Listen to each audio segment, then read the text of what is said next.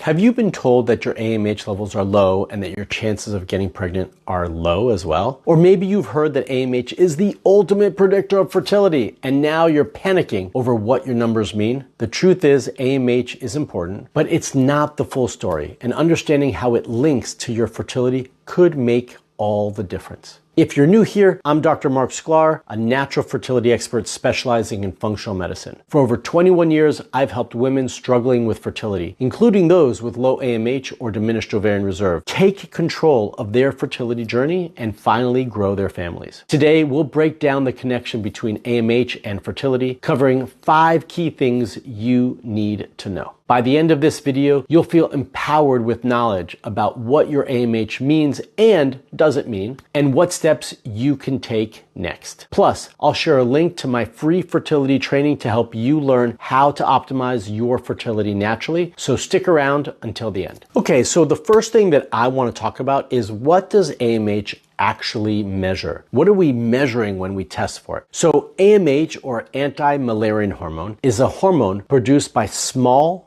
follicles in your ovaries. It's often used as a marker to estimate your ovarian reserve, so how many eggs you have left. And this number is just a number. In reality, while AMH does give us an idea of how many eggs you have, it doesn't tell us anything about the quality of the eggs that you're producing, which is just as, if not more important when it comes to your fertility. The other thing that's super important when we talk about AMH is that this number can fluctuate and the values look different at different times of your cycle and from cycle to cycle. I just had someone who just said to me, Dr. Marc, I just tested my AMH and compared to the last time I tested it, it's changed quite a bit. It's gone down. The last time I tested it was on cycle day 3. This time I tested it's on cycle day 25. Those are totally different from one another. And I know that we say that you can test AMH at any time of the cycle, which theoretically you can. But for the population of women that I support, the best time to test your AMH is at the beginning of your cycle. And we also have to recognize and be okay with, right? Be secure with the fact that it can fluctuate from cycle to cycle. It's not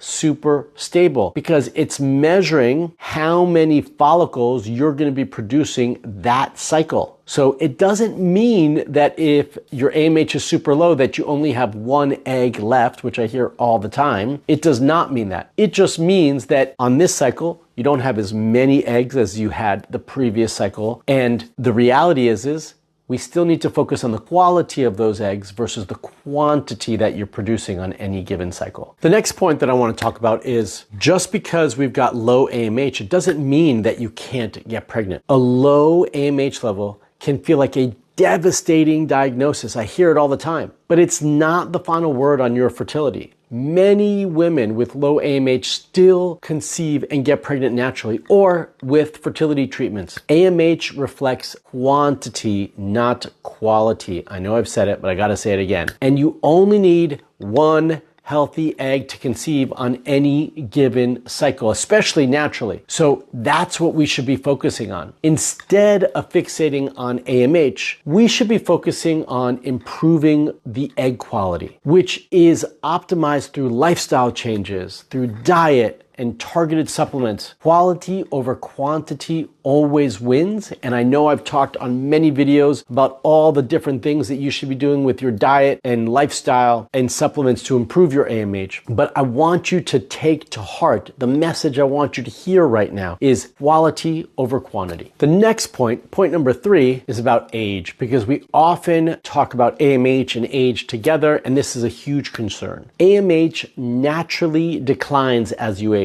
with levels starting to decrease in your late 20s and early 30s. However, the rate of decline varies for every woman. So comparing your levels to others can be totally misleading and cause a lot of fear. We need to look at your AMH levels and only yours, and you're comparing yours to yours versus comparing yours to all your friends or other people, because that causes or can cause a lot of stress. So AMH level is just one piece of the puzzle. And within functional medicine, we look at the entire hormonal and metabolic health health picture, not just a single number. We want to analyze all of these things together. Age is just one factor. AMH levels is just another factor in many factors that we're considering as we are assessing your overall health and your fertility so that we can create a healthy and good plan to help you get pregnant. So again, just remember, it's just age and AMH is just one number. And when it comes to age, I do want to highlight the only thing you can't change about yourself or your health is your age. We cannot change how long you've lived on this earth. What we can change is your cellular health, and that is impacted by focusing on quality versus quantity. My fourth point is that I know many of you watching are saying to yourself, or you're going to comment in the comment section and say to me that, but my fertility doctor, my IVF clinic, told me how valuable and important AMH actually is. AMH is often used by fertility clinics to predict how you'll respond to your IVF treatments, or if you're freezing your eggs, how you're going to respond to the egg freezing process. So the higher the AMH levels typically means that a better response is going to happen with ovarian stimulation. But even women with low AMH can still be successful with IVF or egg freezing with the right protocol. That's right. So much about this when we talk about egg quality is also about right protocol. Because if we know that there's low AMH, then we can't just,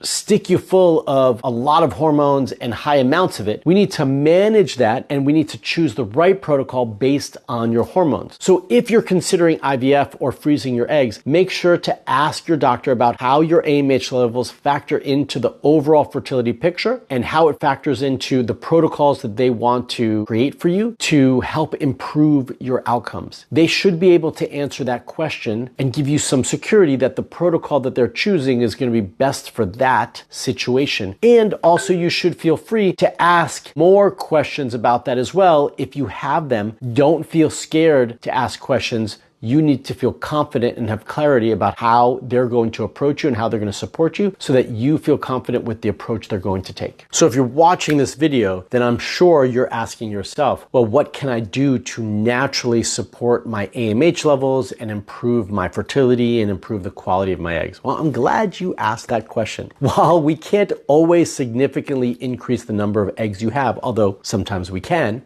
improve the environment that your eggs are developed in. And that means lowering inflammation in your body, balancing hormones, and optimizing the nutrients that you take into your body, meaning diet. This is so valuable and so important. So making sure that you are taking care of yourself by reducing the inflammatory response in your body will absolutely help with egg quality. And that is about eating a good diet rich in antioxidants like good healthy berries, leafy greens, and nuts. The other thing that you can do to help balance your hormones, reduce inflammation, and obviously improve egg quality. And we hope, by the way, that all these things also potentially improve egg quantity and increase AMH levels. And I have seen that happen often, but I want you to focus on the quality of your body and your eggs because I think that's more valuable in this situation. So when we do that, then managing stress is also going to be important. Reducing chronic stress can positively improve your egg quality, but having high amounts of stress in your life can negatively improve your egg quality and cause more inflammation. Also incorporating some supplements. You all like supplements. Supplements are hugely important. I've talked about them before. Things like CoQ10, things to support mitochondrial function. The beautiful thing is I have one product for all of you ladies that is. It's called Rejuva Eggs because it's specifically designed to support egg quality and ovarian health. You can get that over at getrejuva.com or use the link in the description below. And more importantly, in the end, working with a functional medicine expert to create a personalized plan to manage all your health issues, but more specifically, because we're talking about it in this video, to manage your AMH levels, your egg quality, and your fertility is going to be essential. And this is exactly what I do for those couples in my Hope Fertility coaching program. AMH is an important piece of the fertility puzzle, but it's not the whole picture. Whether your AMH levels are low, high, or somewhere in between, there's so much you can do to optimize your fertility and take control of your fertility journey. If you're ready to learn more about what's holding you back and how to take actionable steps towards your dream of becoming a mom, I'd like to invite you to watch my free fertility training, In it, I break down the exact steps I use with my clients to uncover the root cause of fertility challenges and prove their chances of conceiving naturally. Just click the link in the description below to get instant access. You don't have to do this alone, and there's hope even when it feels like odds are against you. Take the step today and watch the training. I can't wait to help you on your fertility journey. Until the next video, stay fertile.